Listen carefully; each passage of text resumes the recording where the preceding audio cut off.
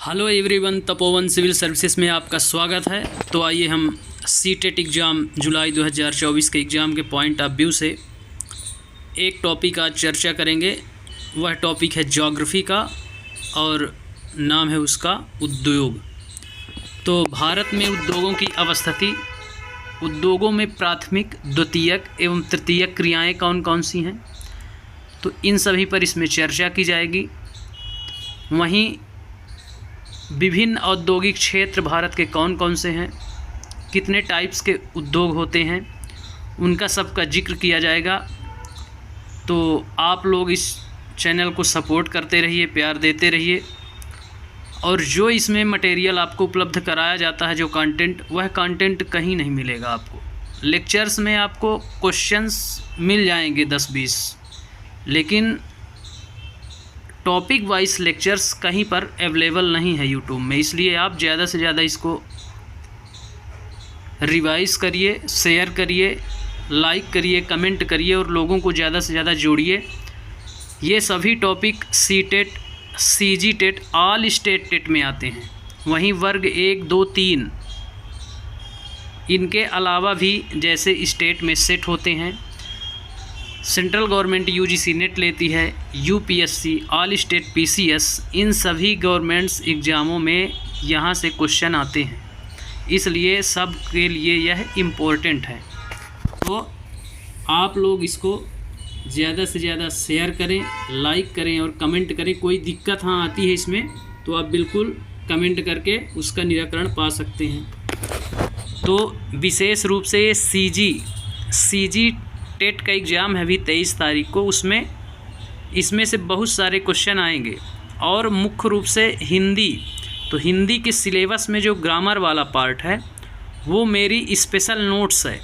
तो आज मैं घोषणा करता हूँ, वो नोट्स आपको धीरे धीरे करके 2-4 लेक्चरों में कवर कर दूंगा, जितने पॉइंट ग्रामर से रिलेटेड है हिंदी में। उसके बाहर इस बात की गारंटी देता हूँ कि उसके बाहर से कोई क्वेश्चन नहीं आएंगे। तो विशेष रूप से सीजी टेट जिनका एग्ज़ाम अभी है, तो ये जो 12 दिन की रणनीति रहेगी उसमें पूरा वो कवर कर दिया जाएगा आपका हिंदी। और बाकी ये सिलेबस जो है एसएसटी का, ये पूरा कवर लगभग हो चुका है 80%, 20% और है, उसको भी कवर करवा दिया जाएगा। तो इस जो टॉपिक है इसमें हम चर्चा आज करेंगे भारतीय उद्योगों की, जिसमें खनिजों पर आधारित उद्योग, कृषि आधारित उद्योग। तो इस प्रकार से कितने भागों में डिवाइड किया गया है उनको, किन किन आधारों पर आधारित हैं वो उद्योग, कौन से क्षेत्र औद्योगिक केंद्र हैं भारत के, विश्व के कुछ औद्योगिक केंद्रों के भी हम इसमें चर्चा करेंगे। तो इस तरह से इसको हम समझेंगे कि आज के वर्तमान के परिप्रेक्ष्य में किसी भी देश की आर्थिक स्थिति के लिए उद्योग कितनी बड़ी महत्वता निभाते हैं। तो आइए हम इनकी चर्चा करते हैं उद्योग की। तो क्या आपने कभी यह विचार किया है कि लिखने की अभ्यास पुस्तिका जो आप इस्तेमाल में लाते हैं वह विनिर्माण की लंबी प्रक्रिया के बाद आपके पास पहुंचती है। तो जो आप नोटबुक या लिखने के लिए अभ्यास पुस्तिका का इस्तेमाल करते हैं वह किसी खेत में नहीं उपजती है, वह विनिर्माण का कार्य है जो फैक्ट्री में या कारखाने में जा कर के क्या होती है, विनिर्माण होती है। और उसके लिए ज़्यादा से ज़्यादा पौधों का दोहन किया जाता है, उनको काट करके ले जाया जाता है, फिर कागज़ बनाया जाता है पौधों से। इसमें डायग्राम भी बनाया गया है, बांस से कागज़ का उत्पादन किया जाता है। तो इसी में समझाया गया है उसी को। तो इसमें बताता है कि इसमें जीवन की शुरुआत वृक्ष से होती है, जो कागज़ बनता है उसके जीवन की शुरुआत वृक्ष से होती है, उसे काटा जाता है, लुगदी बनाई जाती है उसकी, फिर मिल तक ले जाया जाता है, वहाँ वृक्षों की लकड़ी को संसाधित या काष्ठ लुगदी में परिवर्तित कर दिया जाता है। काष्ठ लुगदी को रासायनिक द्रव्य के साथ मिलाया जाता है और अंततः मशीनों के द्वारा कागज़ के रूप में परिवर्तित किया जाता है। तो पहले काष्ठ लुगदी बनती है, उसके बाद रासायनिक तत्वों का मिश्रण किया जाता है उसमें, और फिर कागज़ का निर्माण मशीनों के माध्यम से कर दिया जाता है। यह कागज़ प्रेस में जाता है, जहाँ रासायनों में निर्मित स्याही इस्तेमाल प्रश्नों पर रेखाएं छापने में किया जाता है। उसके उपरांत प्रश्नों को अभ्यास पुस्तिका के रूप में बांधकर पैक करके बिक्री के लिए बाजार में भेज दिया जाता है। अंत में यह हमारे हाथ में पहुंचती है। तो इस प्रकार एक जो न्यूज़पेपर है उसका एग्जाम्पल लेके, या अभ्यास पुस्तिका है उसका एग्जाम्पल लेके इसमें बताया गया है कि किस प्रकार से कागज़ का निर्माण इसमें एक छोटे से उद्योग की परिभाषा बताई गई है कि उद्योग में इस प्रकार से कार्य होते हैं। पहले रॉ मटेरियल होता है, रॉ मटेरियल के बाद उसका रासायनिक या केमिकल्स मिलाए जाते हैं, जिससे जो भी प्रोडक्शन करना हो हमको उसके योग्य बनाया जाता है। उसके बाद फाइनली प्रोडक्शन प्राप्त किया जाता है, फिर मार्केट में उसको लॉन्च किया जाता है जो ग्राहक तक या कस्टमर तक पहुंचती है। तो इस प्रकार से ये प्रोसेस होती है उद्योग की, उसी को इसमें समझाया गया है। अब हम देखते हैं आगे। तो इसमें द्वितीयक क्रियाकलाप या विनिर्माण, द्वितीयक क्रियाकलाप या विनिर्माण, तो उसकी चर्चा कर लेते हैं। द्वितीयक क्रियाकलाप या विनिर्माण में कच्चे माल को लोगों के लिए अधिक मूल्य के उत्पादों के रूप में परिवर्तित किया जाता है। मान लीजिए ये बांस है और ये बुक है, तो ये बांस क्या है, कच्चा माल है, और बुक क्या है, प्रोडक्शन है, प्रोडक्ट है, उत्पाद बनके तैयार हो गया। तो जो द्वितीयक क्रिया है, तो द्वितीयक क्रिया में कच्चे माल को लोगों के अधिक, कच्चे माल के लिए अधिक मूल्य के उत्पादों के रूप में परिवर्तित किया जाता है। तो ये बांस को किताब में परिवर्तित कर देना द्वितीयक क्रियाकलाप कहलाएगा। अर्थात कृषि करना, मत्स्य पालन करना, मछली पकड़ना या खनन कार्य करना, ये सभी प्राथमिक क्रिया के क्षेत्रगत। ये बांस उगाना प्राथमिक क्रिया है। जब बांस फैक्ट्री में जा करके ये पुस्तक का निर्माण हो गया, अर्थात विनिर्माण की प्रक्रिया, इसमें जो विनिर्माण शब्दावली है, विनिर्माण की प्रक्रिया हो गई कि बांस को अब पुस्तक में कन्वर्ट कर दिया गया, तो यही कहला गया द्वितीयक क्रिया। तो इस प्रकार से ये द्वितीयक क्रिया आप समझ गए होंगे। इसमें है कच्चे माल को लोगों के लिए अधिक मूल्य और उत्पादों के रूप में परिवर्तित कर दिया जाता है, अर्थात बांस को पुस्तक में परिवर्तित कर दिया गया, द्वितीयक क्रिया हो गई, विनिर्माण कार्य हो गया फैक्ट्री में जाके। जैसा कि आपने देखा कि लुगदी कागज के रूप में और कागज अभ्यास पुस्तिका के रूप में विनिर्माण प्रक्रिया के 2 चरणों को प्रदर्शित करता है, एग्जाम्पल के माध्यम से जो मैं भी बताया। प्राथमिक क्षेत्र वह हैं जैसे कृषि करना, खनन करना, मत्स्य पालन करना, ये सभी प्राथमिक क्षेत्र में आते हैं। जबकि द्वितीयक क्षेत्र में यदि वही कृषि जा करके, यदि गेहूं आपका गया है और ब्रेड बन के वापस आ गया आपके पास, तो जो ब्रेड है वो विनिर्माण प्रक्रिया के बाद निर्मित हुई है। तो इस प्रकार से द्वितीयक क्रियाकलाप कहलाएगा विनिर्माण क्षेत्र। फिर अब आते हैं हम उद्योग की ओर। तो उद्योग का संबंध आर्थिक गतिविधि से है। किससे है? आर्थिक गतिविधि से है, जो कि वस्तुओं के उत्पादन, खनिजों के निष्कर्षण, मतलब वस्तुओं का उत्पादन करना, खनिज को निकालना, निष्कर्षण, अथवा सेवाओं की व्यवस्था से संबंधित है। इस प्रकार लोहा इस्पात उद्योग वस्तुओं के उत्पादन से संबंधित है। कोयला खनन उद्योग कोयले की धरती से निकालने से संबंधित है, तथा पर्यटन सेवा से संबंधित क्षेत्र हैं ये उद्योग के। तो यहाँ पर्यटन उद्योग बता रहा है आपको, लौह इस्पात उद्योग बता रहा है, और कोयला खनन उद्योग बता रहा है। तो 3 उद्योगों में, तो खनन उद्योग जो है कोयला का, वह धरती से निकालने के लिए बताता है। वहीं पर्यटन क्षेत्र घुमाने के लिए सेवा क्षेत्र है एक। उसी प्रकार जो लौह इस्पात है वह उत्पादन से संबंधित है। तो इस प्रकार से 3 उद्योगों को यहाँ बताया गया है। इसमें जो क्वेश्चन आता है डायरेक्ट पूछ लिया जाता है कि निम्नलिखित में से प्राथमिक क्रियाएं कौन सी हैं, या निम्नलिखित में से द्वितीयक क्रियाएं कौन सी हैं। तो इस प्रकार से क्वेश्चन आएंगे, तो आप उनको पकड़ सकते हैं। द्वितीयक क्रियाकलाप में वे सभी चीज़ें आती हैं जो निर्मित होके गई हैं। कच्चा माल अब नहीं है, वो डायरेक्ट प्रोडक्शन हुआ, प्रोडक्ट बन गया है। वहीं यदि प्राथमिक क्रिया की बात करें तो वह प्राथमिक क्रियाएं वे सभी क्रियाएं कहलाएंगी जो सीधे तौर पर किससे प्राप्त कर ली जाती हैं। जैसे कृषि उत्पादन आपने कर लिया तो उसको हम बोलेंगे, या खनन कार्य आपने किया तो उसको हम बोल देंगे क्या, प्राथमिक क्षेत्र या प्राथमिक क्रियाकलाप। अब हम देखते हैं आगे उद्योगों का वर्गीकरण। तो ये उद्योग आपको समझ में आ गए होंगे। अब हम चलते हैं उद्योगों के वर्गीकरण की ओर।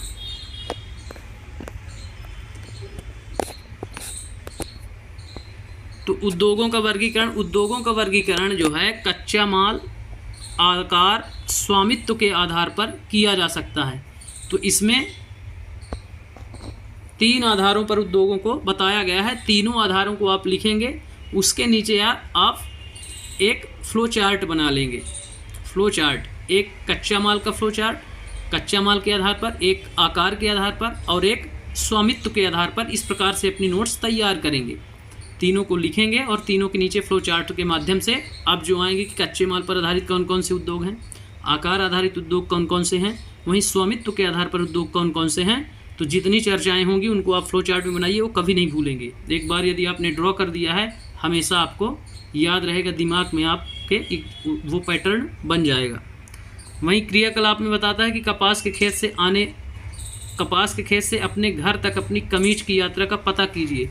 तो यह भी एक प्राथमिक क्रिया से शुरू होता है और लास्ट में सेवा तक चलता है। इस प्रकार से प्राथमिक, द्वितीयक, तृतीयक और चतुर्थक क्रियाएं तक इसमें संपन्न होती हैं। तो अब हम देखेंगे उद्योगों का वर्गीकरण कच्चा माल के आधार पर। पहला जो है कच्चा माल के आधार, तो कच्चे माल के उपयोग के आधार पर उद्योग कृषि आधारित,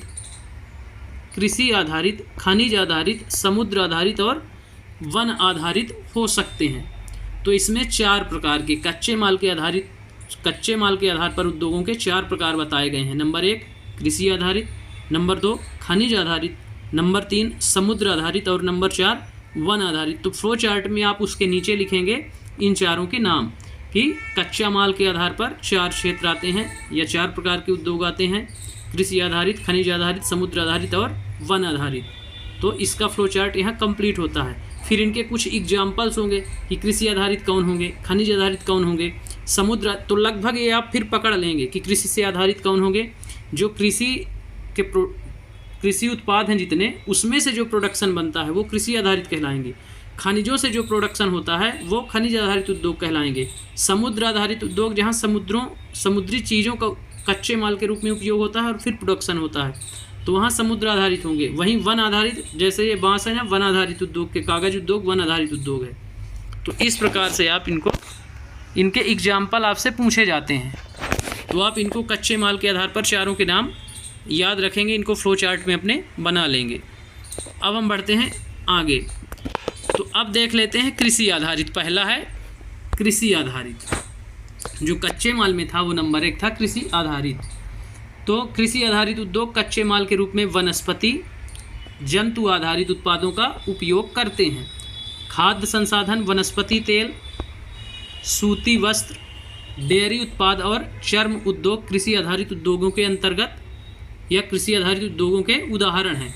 तो इन सभी उदाहरणों को आप याद रखेंगे। उसके सामने फ्लो चार्ट के सामने ही आप लिख लेंगे कृषि आधारित उद्योग में खाद्य संसाधन यानी खाने वाले प्रोडक्ट जो बनते हैं, कृषि आधारित उद्योग हैं। कृषि से, जैसे गेहूं से ब्रेड बन गई, सूजी बन गई, तो इस प्रकार बिस्किट बन गई, तो इस प्रकार ये कृषि आधारित उद्योग हैं। वहीं वनस्पति तेल की बात करें तो सोयाबीन कृषि है, सोयाबीन से तेल, सरसों से तेल, सनफ्लावर से तेल, तो ये सभी कृषि हैं।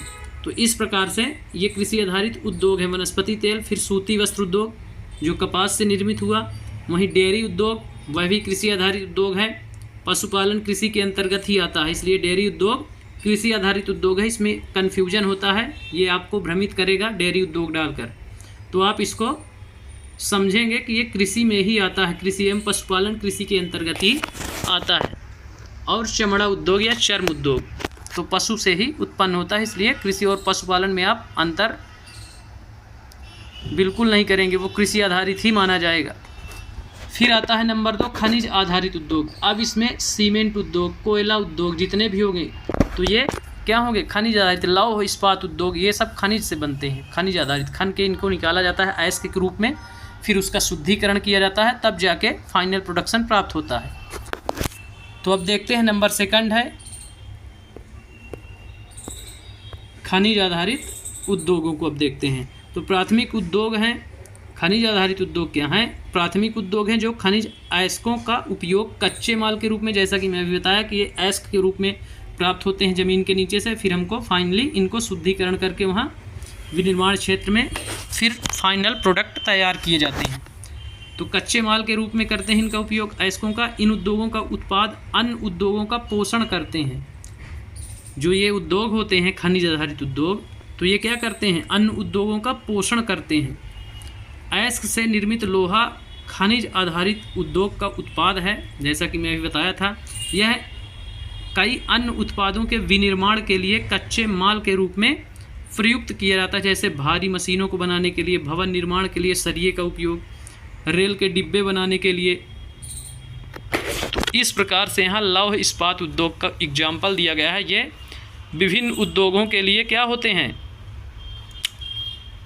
पोषण प्रदान करते हैं। जैसे कहीं मान लीजिए भारी मशीनें बन रही हैं या कोई 4 व्हीलर बन रही है या ट्रक निर्माण की कोई कंपनी है, तो वो क्या करेगी, उसका ट्रक इंजन एक कंपनी बना करके देगी, दूसरा उसके बोनट बना के देगी, तीसरा उसकी चेचिस बना के देगी, चौथा उसके दरवाजे खिड़कियां बना के देगी, और पांचवी जो है सभी को क्या करेगी, ऐड करके पूरा तैयार कर देगी।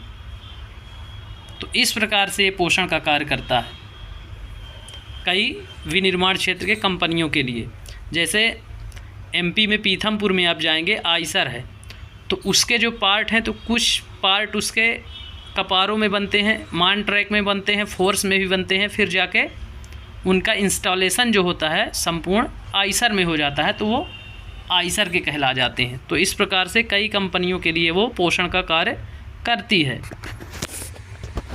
तो इस एग्जाम्पल से आपको समझ में आ गया होगा। अब हम बढ़ते हैं नंबर 3 की ओर। समुद्र आधारित उद्योग जो है, समुद्र आधारित उद्योग सागरों महासागरों से प्राप्त उत्पादों का उपयोग कच्चे माल के रूप में करते हैं। समुद्री खाद्य प्रसंस्करण उद्योग और मत्स्य तेल निर्माण, समुद्र से खाने की सामग्री खाद्य प्रसंस्करण उद्योग या तेल निर्माण इसके कुछ उदाहरण हैं। तो इस प्रकार से आप समुद्र आधारित उद्योग, पेट्रोलियम खनिज भी आते हैं उसमें, उनको भी आप याद रखेंगे।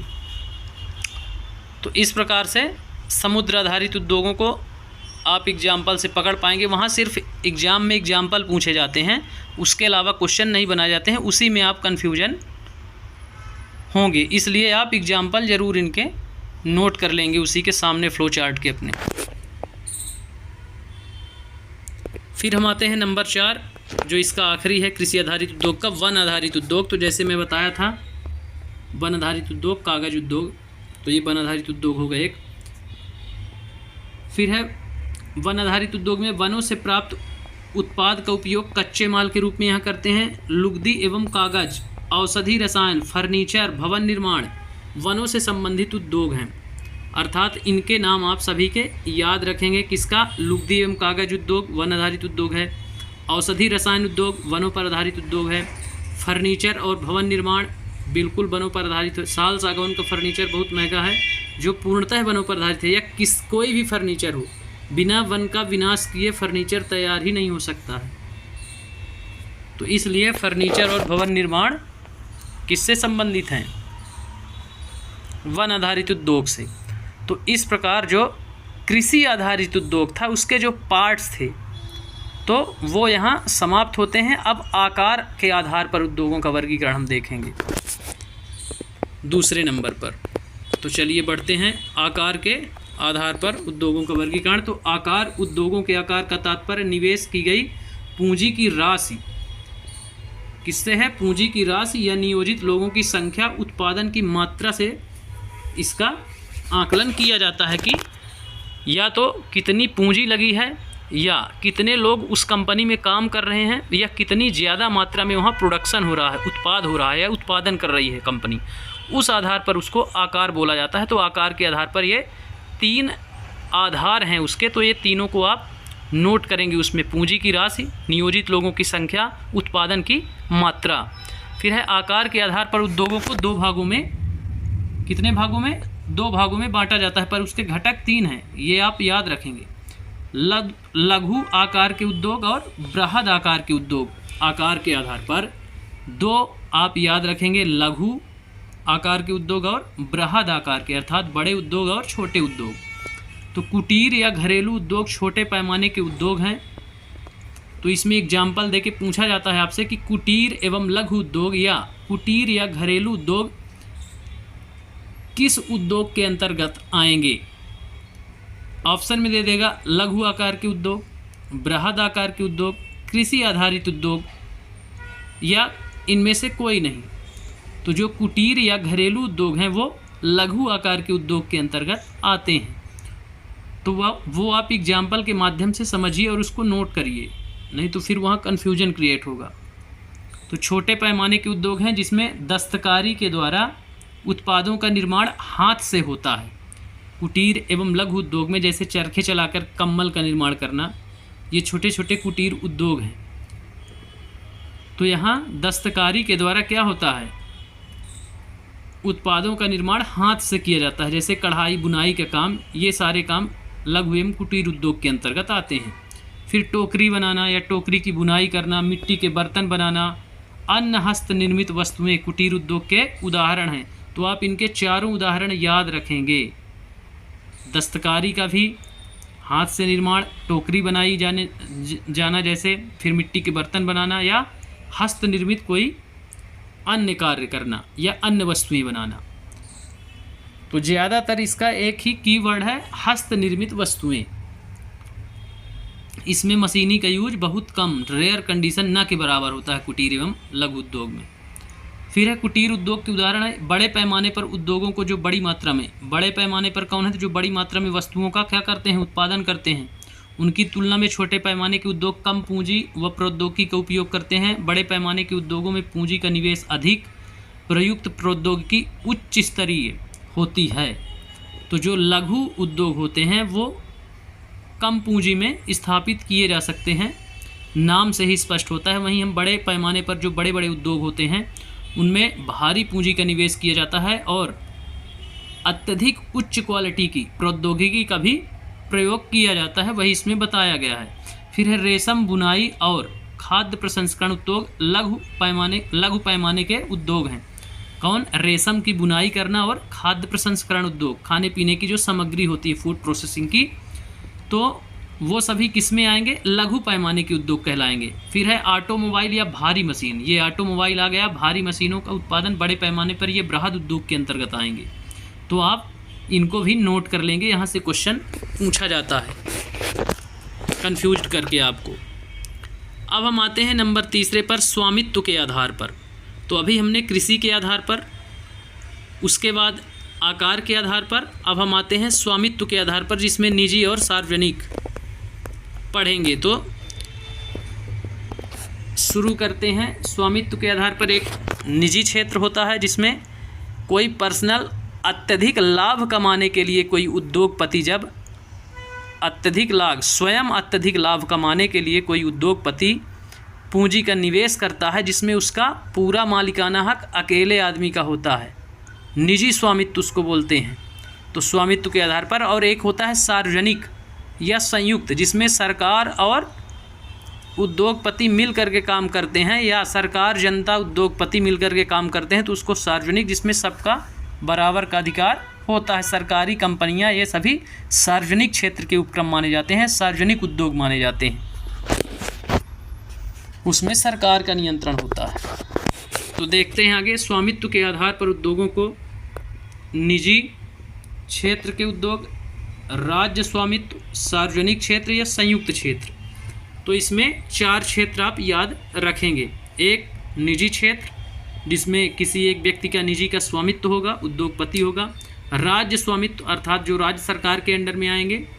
वहीं सार्वजनिक क्षेत्र में सरकार, पब्लिक और बिजनेसमैन सबका ये कहलाएगा सार्वजनिक क्षेत्र। वहीं संयुक्त क्षेत्र में भी या तो बिजनेसमैन मिल करके संयुक्त कर लेंगे, या पब्लिक बिजनेसमैन, या सरकार और बिजनेसमैन, तो ये संयुक्त क्षेत्र कहलाएगा। तो इस प्रकार से आप इनके चारों के नाम, इनके चारों के उदाहरण अभी आएंगे, उनको आप नोट करेंगे। तो जो सहकारी क्षेत्र में वर्गीकृत किया जा सकता है, संयुक्त क्षेत्र और सहकारी क्षेत्रों में वर्गीकृत किया जा सकता है। निजी क्षेत्र के उद्योगों का स्वामित्व और संचालन, अब यहाँ से शुरू होता है निजी क्षेत्र। तो निजी क्षेत्र का जो स्वामित्व और संचालन या तो एक व्यक्ति द्वारा या व्यक्तियों के समूह द्वारा किया जाता है निजी क्षेत्र में, और इसमें अत्यधिक लाभ कमाना ही बिजनेसमैन की क्वालिटी होती है। तो आप इसको याद रखेंगे कि निजी क्षेत्र में उद्योग का जो स्वामित्व या संचालन होता है एक व्यक्ति द्वारा या एक समूह के द्वारा किया जाता है। वहीं सार्वजनिक क्षेत्र की यदि हम बात करें तो सार्वजनिक क्षेत्र के उद्योगों का स्वामित्व या संचालन सरकार द्वारा किया जाएगा। सरकारी कंपनियां सार्वजनिक क्षेत्र की मानी जाएंगी। तो आप याद रखेंगे कीवर्ड है इसका सरकार। जिनमें सरकार का पूर्ण रूप से नियंत्रण हो उसको हम सार्वजनिक क्षेत्र के उद्योग कहेंगे। जैसे हिंदुस्तान एरोनॉटिक्स लिमिटेड और स्टील अथॉरिटी ऑफ इंडिया, तो इनके एग्जाम्पल आप याद रखेंगे। Hindustan aeronautics limited, steel authority of India, ये किस क्षेत्र के उपक्रम हैं? तो सार्वजनिक क्षेत्र के उपक्रम हैं जिस पर सरकार का पूर्ण नियंत्रण है। वहीं निजी क्षेत्र आपको समझ में आ गया होगा, निजी व्यक्ति या समूह द्वारा नियंत्रण संचालन किया जाता है, सरकार का उसमें कोई लेना देना नहीं होता है, बस सरकार के रूल्स और रेगुलेशन वहाँ लागू रहते हैं, लेकिन स्वामित्व निजी व्यक्ति का होता है, जबकि सार्वजनिक में सरकार का स्वामित्व होता है। अब हम देखते हैं संयुक्त क्षेत्र। तो जो संयुक्त क्षेत्र है उसकी चर्चा करते हैं। संयुक्त क्षेत्र के उद्योगों का स्वामित्व और संचालन राज्यों और व्यक्तियों अथवा व्यक्तियों के समूह द्वारा होता है संयुक्त रूप से। इसमें सरकार और व्यक्ति की भूमिका रहेगी। तो राज्यों अर्थात कोई सा भी राज्य और व्यक्ति या व्यक्तियों का समूह, कई व्यक्ति भी हो सकते हैं, एक व्यक्ति भी हो सकता है, लेकिन राज्य के साथ रहेगा। तो राज्य आप यहाँ याद रखेंगे संयुक्त स्वामित्व के आधार पर। जैसे मारुति उद्योग लिमिटेड संयुक्त क्षेत्र का उद्योग का एक उदाहरण है। अब हम आते हैं सहकारी क्षेत्र।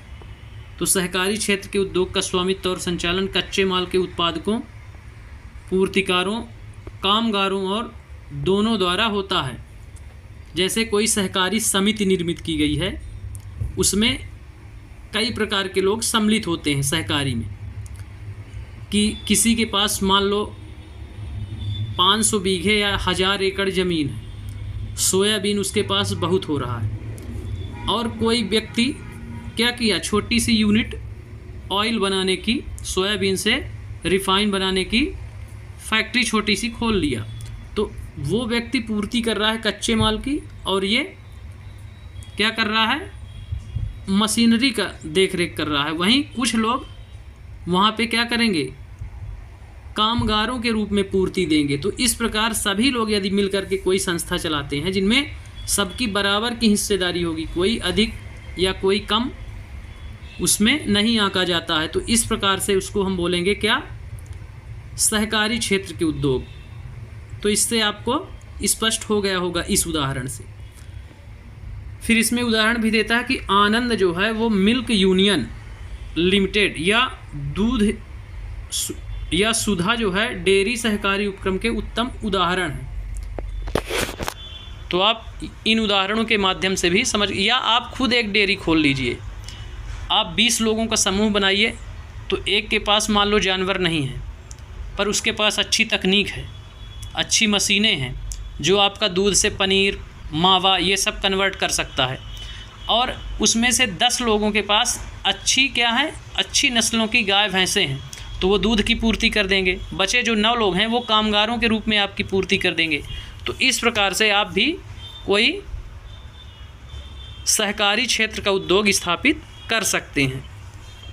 तो इस प्रकार से उद्योगों के जो आधार थे तीनों खत्म होते हैं। उनमें सबके 4 प्रकार हमने पढ़े हैं। अब हम देखते हैं उद्योगों की अवस्थिति को प्रभावित करने वाले कारक, अर्थात उद्योग जहां स्थापित होते हैं उनके लिए आदर्श दशाएं कौन कौन सी हैं, किनसे वो प्रभावित होते हैं और किन किन चीज़ों को वो प्रभावित खुद करते हैं। तो उसका अध्ययन हम इसमें करेंगे। एक सुधा डेयरी का इसमें डायग्राम भी दिखाया गया है, आप देख सकते हैं, जो एग्जाम्पल में दिया गया था सहकारी उपक्रम का जो उद्योग है। लेकिन अब जो चर्चा होगी वह होगी उद्योगों की अवस्थिति को प्रभावित करने वाले कारकों पर। तो वे कारक जो उद्योगों की अवस्थिति को प्रभावित करते हैं, कच्चे माल की उपलब्धता है नंबर 1 पर, फिर भूमि, जल, श्रम, शक्ति, पूंजी, परिवहन और बाजार। ये सभी क्षेत्र क्या करते हैं, उद्योगों की अवस्थिति को प्रभावित करते हैं। अर्थात ये सभी क्षेत्र उसको ईजिली अवेलेबल होना चाहिए। किसी उद्योग को आप स्थापित कर रहे हैं तो उसके लिए अच्छा कच्चा माल नज़दीक में उपलब्ध हो तो बहुत बढ़िया है। उसके बाद भूमि उपलब्ध होनी चाहिए पर्याप्त, उसके लिए जल की पर्याप्त उपलब्धता हो, श्रम की भी हो, सस्ता श्रम हो, वहाँ श्रम शक्ति जिसे कहते हैं। फिर पूंजी हो तभी तो उद्योग स्थापित करेगा। और परिवहन हो, उससे भी ज़्यादा इम्पोर्टेंट हो बाज़ार उपलब्ध हो। नहीं, आप मान लीजिए प्रोडक्शन तो आपका बहुत है प्रोडक्ट आपने बहुत तैयार करके रखा, लेकिन जब मार्केट में उसकी डिमांड ही नहीं है, मार्केट ही नहीं है, तो आपका प्रोडक्ट क्या होगा, रखे रखे सड़ जाएगा, बर्बाद हो जाएगा, जिससे आप भी बर्बाद हो जाएंगे। इसलिए मार्केट की डिमांड को, डिमांड एंड सप्लाई का एक रूल्स इकोनॉमिक्स में लागू होता है, उसको देख करके ये सारी चीज़ें स्थापित की जाती हैं। इसलिए उद्योग आप वहीं स्थापित करेंगे जहाँ ये सभी स्थितियाँ, आदर्श दशाएँ मौजूद हों। तो ये कारक उद्योग को प्रभावित करते हैं, इसलिए इनके नाम यहाँ पर दिए गए हैं। और इस डायग्राम को आप बना लेंगे। ऐसा डायग्राम मेंस में बनाया जाता है, यूपीएससी पीएससी में, ये आप देख सकते हैं। तो ये डायग्राम आप बना सकते हैं। इसमें है उद्योगों की अवस्थिति संबंधी कारक, सभी कारक इसमें दिए गए हैं। संचार भी दिया गया है, परिवहन, भूमि, विद्युत, कच्चा माल, श्रम, पूंजी, बाजार और जल। तो ये सारी चीज़ें किसी भी उद्योग को स्थापित करने के लिए आधारभूत उसकी आवश्यकताएं हैं। तो इसलिए किसी भी उद्योग को स्थापित करने से पहले वहाँ पर ये सारी चीज़ें उपलब्ध हैं कि नहीं, यदि नहीं है तो उद्योग वहाँ पे स्थापित नहीं हो सकता है। इसलिए इन सारी चीज़ों का ध्यान रखा जाता है। अब हम देखते हैं आगे, उन्हीं स्थानों पर केंद्रित होते हैं उद्योग, उन्हीं स्थानों पर केंद्रित होते हैं जहाँ इनमें से कुछ या ये सभी कारक आसानी से उपलब्ध हों। तो इनमें से लगभग कारक उपलब्ध हों, एक आध कारक ना भी हों तो चलेगा, कि चलो ठीक है 4 कारक मान लीजिए, उससे 5 किलोमीटर के दायरे में 6 कारक उपलब्ध हैं, उसके 2 कारक मान लो नहीं हैं, तो चलो 2 कारक के लिए वो थोड़ी दूरी का परिवहन जोखिम उठा सकता है। लेकिन यदि 6 कारक दूर से उसको मंगाना पड़ रहा है तो उसकी कंपनी लॉस में जाएगी। क्यों जाएगी? क्योंकि प्रोडक्शन में यदि मान लीजिए ज़्यादा कारक वही यूज होते हैं जो दूर हैं, तो ऑफिसली स्वाभाविक सी बात है कि जब वो दूर हैं तो उसका क्या होगा, परिवहन लागत उसकी बढ़ जाएगी। खनन कार्य क्षेत्र भी दूर है, तो वहाँ से जब उसकी लागत बढ़ गई तो प्रोडक्शन की क्या होगी, उत्पाद की कीमत बढ़ जाएगी, और मार्केट में यदि कोई प्रोडक्ट है तो उससे कम्पीट या कंपटीशन नहीं कर पाएगा, जिससे लॉस में चला जाएगा। इसलिए कुछ यदि उसके नज़दीक नहीं है तो चल सकता है, लेकिन ज़्यादा नज़दीक नहीं है, ज़्यादा जो कच्चा माल है वो दूर से आ रहा है तो फिर महंगा पड़ेगा उसको। इसलिए उद्योगों को इन सारी चीज़ों को ध्यान में रख करके उद्योग स्थापित किया जाता है। फिर कभी कभी सरकार कम दाम पर विद्युत उपलब्धता, कम परिवहन लागत, अन्य अवसंरचना जैसे प्रोत्साहन प्रदान करती है ताकि पिछड़े क्षेत्रों में भी उद्योग स्थापित किया जा सके। तो सरकार क्या करती है, इनको उद्योगों को कम दाम पर विद्युत उपलब्ध करा देती है, परिवहन की लागत कम कर देती है, और अन्य अधोसंरचना या अवसंरचना जैसे प्रोत्साहन प्रदान करना, ये सारे कार्य सरकार द्वारा कर दिए जाते हैं कभी कभार, जिससे पिछड़े इलाकों में कोई कंपनी बुलाने के लिए लुभावने ऑफर दिए जाते हैं बिजनेसमैनों को, पूंजीपतियों को, कि आप आइए, आपका स्वागत है, ज़मीन भी हम देंगे आपको, श्रम भी हम उपलब्ध करवा देंगे आपके लिए, परिवहन में आपको छूट दे देंगे, बिजली आपको कुछ दिनों के लिए मुफ्त में दे देंगे। तो आप आके यहाँ पे क्या करें, कोई उद्योग स्थापित करें जिससे लोगों को रोज़गार मिल सके। तो इस प्रकार से सरकार द्वारा भी कुछ कार्य किए जाते हैं। फिर है औद्योगिकरण से प्रायः नगरों और शहरों का विकास में क्या होती है, वृद्धि होती है।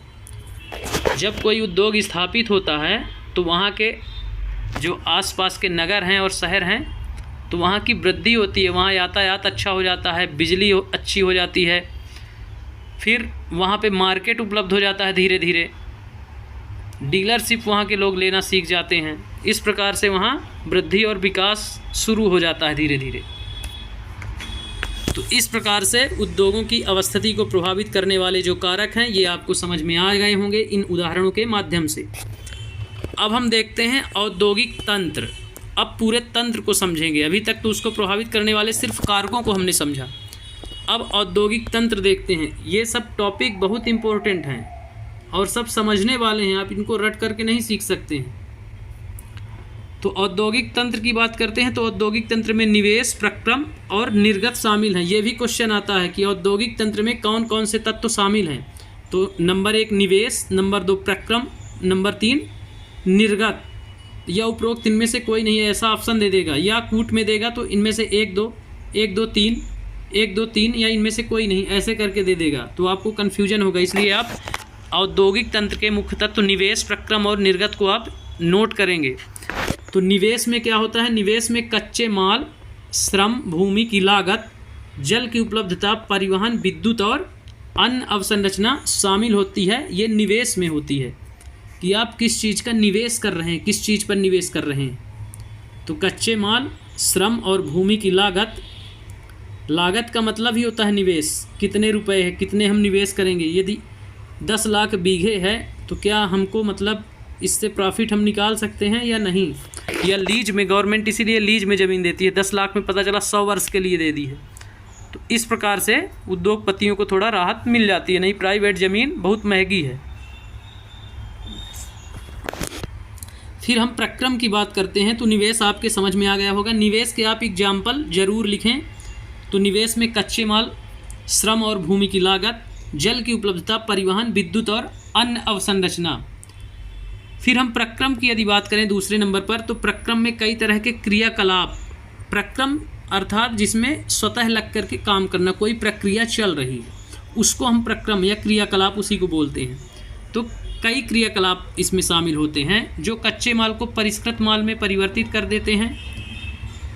जैसे मान लीजिए कच्चा माल, रॉ मटेरियल आया, अब उसको क्या किया, परिष्कृत माल में कन्वर्ट कर दिया।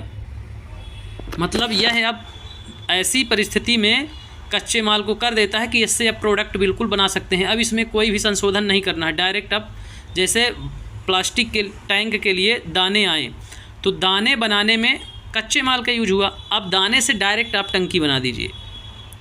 वाटर टैंक आपको बनाना है तो डायरेक्ट दाना, प्योर दाना है। अब उसमें कोई संशोधन आपको नहीं करना है, अब फाइनली प्रोडक्शन करना है आपको और उसको मार्केट में लॉन्च करना है। तो इस बात से आप समझ सकते हैं। तो ये है क्या, परिष्कृत कर देना, उसको परिवर्तित कर देना कच्चे माल को। फिर हम आते हैं नंबर 3 जो है निर्गत। तो निर्गत अंतिम उत्पाद होते हैं। अंतिम उत्पाद, इससे अर्जित आय है। ठीक, तो ये जो निर्गत होता है, जैसे वाटर टैंक कंप्लीट हुआ, मार्केट में हमने उसको निकाल करके बेच दिया या डीलर को दे दिया, डीलर फिर थोक वालों को, थोक से कस्टमर को पहुंच गया, फुटकर वालों को। तो इस प्रकार से, और लास्ट में क्या है, बिजनेस का उद्देश्य है अधिक से अधिक लाभ कमाना, तो इससे अर्जित आय है।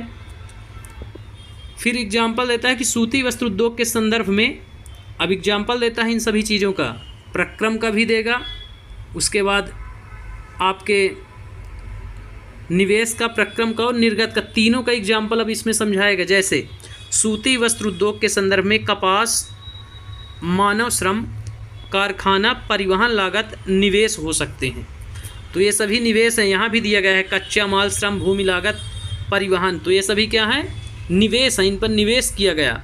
फिर है प्रक्रमों में ओटाई, कटाई, बुनाई, रंगाई, छपाई। तो ये सब अब कच्चा माल के रूप में तैयार हो रहा है। ओटाई, कटाई, मान लीजिए कपास की खेती हुई, उसमें चुनाई होती है, या कटाई मान लीजिए उसकी कुटाई होती है, तो वो सभी, और फिर रंगाई होती है, बुनाई होती है, छपाई होती है उसकी। तो इस प्रकार से वो किस में आएंगे, प्रक्रम में आएंगे। लेकिन जब कमीज बन के तैयार हो गई, पूर्णतः मान लो कोई शर्ट बन के तैयार हो गई, कमीज जिसे आप पहनते हैं वह उत्पादन हो गया, ये फाइनली निर्गत हो गया, आउटपुट, निर्गत को बोलते हैं आउटपुट प्रोडक्शन, जो लास्ट में बन करके तैयार माल हुआ उसको हम बोल देते हैं उत्पादन। अब वो हमारे पहनने योग्य हो गया, मार्केट में आ गया, हम खरीद के पहन सकते हैं। तो इस प्रकार से तीनों क्रियाओं को समझाया गया है जो औद्योगिक तंत्र का बेस हैं, आधार हैं। औद्योगिक तंत्र इनसे मिलकर के बना है, किनसे, निवेश, प्रक्रम और निर्गत, या निर्गत को आप शब्दावली चेंज करें तो उत्पादन। तो इन तीनों चीज़ों को आप विशेष ध्यान रखेंगे। फिर एक कोड दिया गया है, क्रियाकलाप चमड़े के जूते के विनिर्माण में शामिल निवेश, प्रक्रम और निर्गत को ज्ञात करें। तो इसमें पशुपालन से शुरू होगा, फिर चमड़े की परिष्कृत होगा, उसको निकालना पशुओं से, फिर क्या होगा, उसकी रंगाई होगी, फिर जाके वो फाइनली रंगाई के बाद कंप्लीट हो जाएगा जब, तो फिर फाइनली शूज बन के मार्केट में आएगा। तो इस प्रकार से उसमें आप इसको समझा सकते हैं। ये सारे एग्जाम्पल डायरेक्ट क्वेश्चंस के रूप में पूछे जाते हैं। अब हम देखते हैं नेक्स्ट, तो वह है औद्योगिक प्रदेश। तो औद्योगिक तंत्र हो गया, उद्योगों के प्रकार हो गए, किन किन आधारों पर अभी हमने देखा, 3 आधारों पर, फिर उनके भी 4 प्रकार। अब हम देखेंगे औद्योगिक प्रदेश, तो इसमें भारत के भी कुछ उदाहरण देखेंगे और विश्व के भी। तो औद्योगिक प्रदेश का विकास तब होता है जब कई तरह के उद्योग एक दूसरे के निकट स्थित होते हैं और वे अपनी निकटता के लाभ आपस में बांटते हैं। जैसा कि ऊपर वर्णन था कि लौह इस्पात उद्योग जैसे जो उद्योग हैं वे क्या करते हैं, दूसरे उद्योगों के लिए पोषण का कार्य करते हैं। तो जब दूसरे उद्योगों के लिए पोषण का कार्य करें, अर्थात वहाँ पे धीरे धीरे बहुत सारे उद्योग स्थापित हो जाते हैं। तो जब बहुत सारे उद्योग स्थापित हो गए और एक दूसरे को लाभ के लिए क्या करते हैं, डिपेंड रहते हैं एक दूसरे पर, इसलिए वो औद्योगिक प्रदेश धीरे धीरे निर्मित बन जाता है। एक उद्योग, 2 उद्योग, जब कई सारे 40-50 उद्योग उस क्षेत्र में, पार्टिकुलर क्षेत्र में विकसित हो जाएं, उसको हम बोल देते हैं औद्योगिक प्रदेश। जैसे नोएडा है, दिल्ली में औद्योगिक प्रदेश का क्षेत्र है, मध्य प्रदेश में पीथमपुर है, औद्योगिक प्रदेश का केंद्र है। तो इस प्रकार से हर प्रदेश में कहीं ना कहीं छोटे छोटे औद्योगिक केंद्र या औद्योगिक प्रदेश होते हैं। जैसे भिलाई लौह इस्पात उद्योग है छत्तीसगढ़ में, तो इस प्रकार आप देख सकते हैं। फिर है विश्व के प्रमुख औद्योगिक प्रदेश पूर्वोत्तर अमेरिका, इसको आप नोट करेंगे विश्व के मामले में। कहाँ? पूर्वोत्तर अमेरिका में, अर्थात पूर्वी और उत्तरी अमेरिका। फिर है पश्चिमी और मध्य यूरोप। यूरोप की यदि बात करें तो पश्चिमी और मध्य यूरोप में, वहीं पूर्वी यूरोप और पूर्वी एशिया में। तो यूरोप में मध्य में भी है, पश्चिमी में भी है और पूर्वी यूरोप में भी है। वहीं एशिया में पूर्वी एशिया। मुख्य औद्योगिक प्रदेश अधिकांशतः शीतोष्ण कटिबंधीय क्षेत्रों, समुद्री पत्तनों के समीप और विशेष तौर पर कोयला क्षेत्रों के निकट स्थित होते हैं। क्यों होते हैं? क्योंकि कोयला एकमात्र शक्ति का केंद्र है, विद्युत का केंद्र है, विद्युत उत्पादन का। इसलिए कोयले से अभी भी लगभग 70 से 80% उद्योगों के लिए बिजली की पूर्ति कोयले से ही, ताप विद्युत से ही की जाती है आज भी। इसलिए वो आधार है, किसी भी उद्योग का आधार है। इसीलिए भारत में भिलाई जो उद्योग है वह नज़दीक में, वहाँ छत्तीसगढ़ में कोयला है। राउरकेला, बोकारो, उड़ीसा और पश्चिम बंगाल वाला इलाका है जो वहाँ से कोयला प्राप्त करते हैं अपनी शक्ति उत्पादन के लिए, विद्युत उत्पादन के लिए। इसी प्रकार से जहाँ जहाँ क्या है उद्योग स्थापित हैं वहाँ नज़दीक में कोयला उत्खनन क्षेत्र जरूर होता है। इसीलिए वो बताता है कि ये विशेष तौर पर उन क्षेत्रों में स्थापित होते हैं जहाँ कोयला निकट में स्थित हो और पानी, ये 2 मूलभूत आवश्यकताएं हैं इसके। और पत्तन भी, अर्थात बंदरगाह भी। वैश्विक क्षेत्र में यदि देखते हैं हम, व्यापार आज के डेट में वैश्विक क्षेत्र पर हो रहा है, विश्व लेवल पर हो रहा है, इसलिए पत्तनों का बहुत ज़्यादा महत्व है। यदि नज़दीक में पत्तन नहीं रहेगा, मान लीजिए कोई भारी उद्योग है जो मध्य प्रदेश में आपने बिठा दिया और उसका प्रोडक्शन करके आपको पूरा का पूरा ऐसा प्रोडक्शन वहाँ हो रहा है जो डिमांड कहाँ है, विश्व में, अनेक देशों में, दूसरे देशों में। भारत में आपके पास कम है उसकी डिमांड, लेकिन आप उत्पादन बहुत ज़्यादा कर रहे हैं और आपको भेजना है, तो यहाँ से लागत बहुत ज़्यादा आएगी। या उत्तर भारत में है, कोई भी प्रोडक्शन आप करवा रहे हैं तो वहाँ से समुद्र तक पहुँचाने के लिए बहुत ज़्यादा लागत आएगी परिवहन की।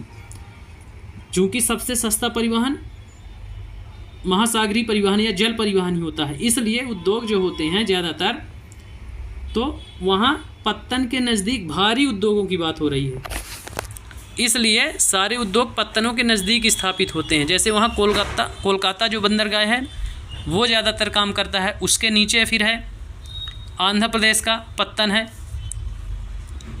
तो उस पर इधर गुजरात में है और बॉम्बे में है। तो ये पत्तन बहुत काम के हैं हमारे लिए उद्योग के दृष्टि से। तो इस प्रकार से इसकी औद्योगिक प्रदेश की यहाँ चर्चा हुई कि विश्व में कहाँ कहाँ औद्योगिक प्रदेश हैं और कौन कौन सी चीज़ें आवश्यक हैं किसी औद्योगिक प्रदेश को निर्मित करने के लिए। अब हम देखते हैं आगे। तो इसमें कुछ क्षेत्र दिखाए गए हैं।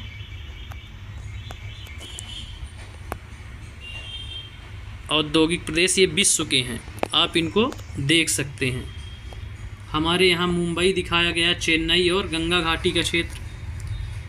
यहाँ ईरान है, फरगना है, कुवैत है, इराक है, इजराइल है। ये कुवैत, इजराइल, इराक ये जो है ना, ये तेल के क्षेत्र हैं। इनका सबसे ज़्यादा व्यापार तेल का ही होता है, पेट्रोलियम का। फिर यूरोप में पिट्सबर्ग है, मॉस्को, डॉनबास है, यूराल है, कुजबास है, ये रसिया साइड का। मंचूरिया है, ये चाइना का। कोरिया है, जापान का। संघाई वुहान प्रदेश है। गुंगाऊ हांगकांग है। मनीला है। इधर हम आ जाते हैं तो बोगोटा है, साउथ अमेरिका का। वहीं हम उत्तरी अमेरिका की बात करें तो वैंकूवर है, डेनवर है, फोनिक्स है। तो इस प्रकार से आप देख सकते हैं। अफ्रीका की बात करें तो खार्टूम है, नाइजीरिया है, नैरोबी केन्या है, इजराइल कैरो है।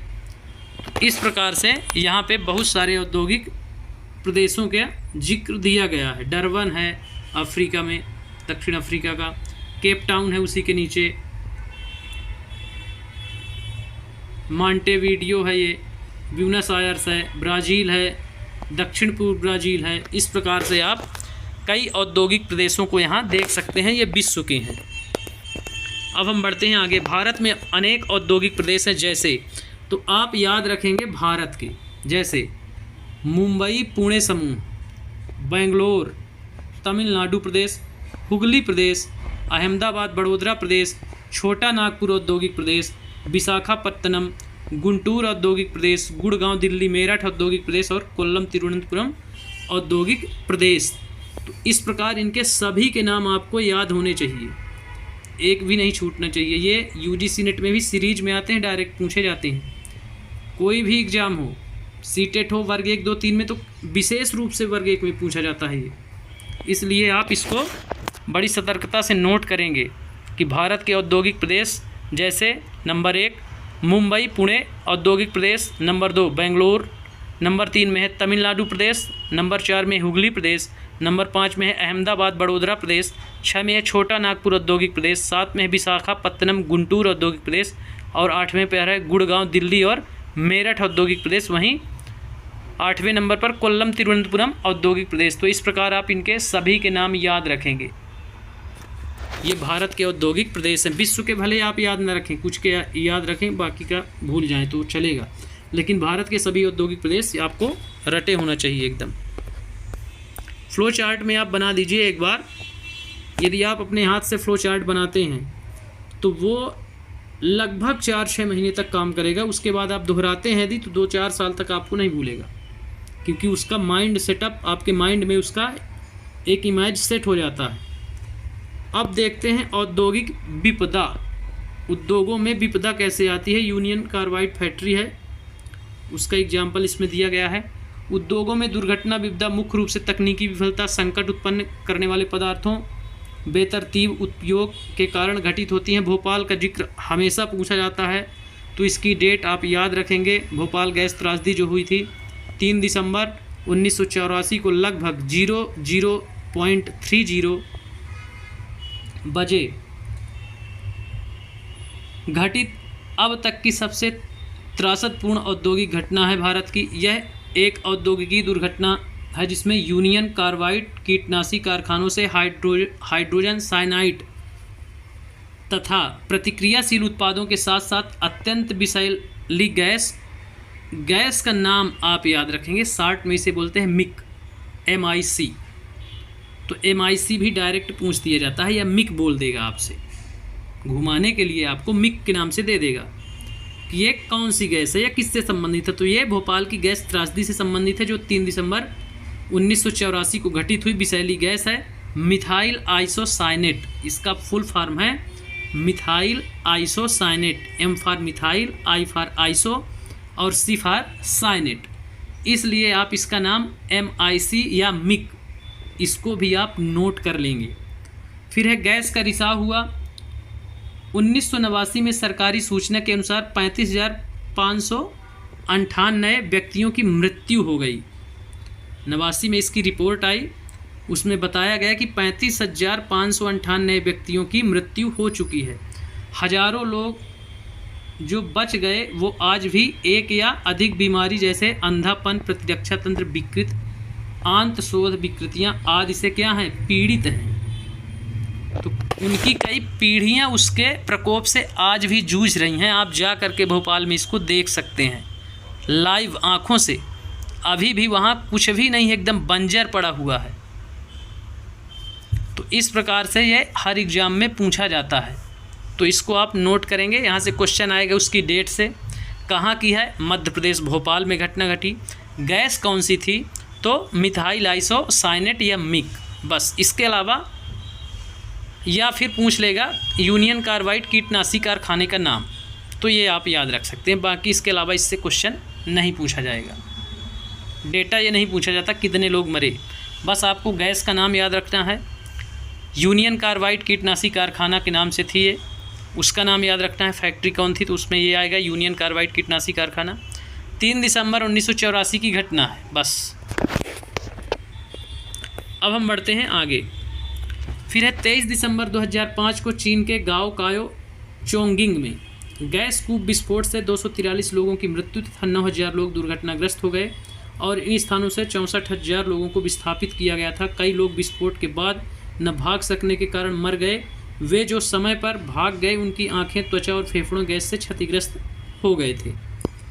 तो इसमें दिखा भी रहा है राहत कार्य में कैसे वो उठा के भाग रहा है, बचाव अभियान राहत कार्य जो होता है। तो 23 दिसंबर 2005 ये एक चाइना की घटना है, गांव कायो की, तो इसको भी आप याद रख सकते हैं। फिर है जोखिम कम करने के उपाय।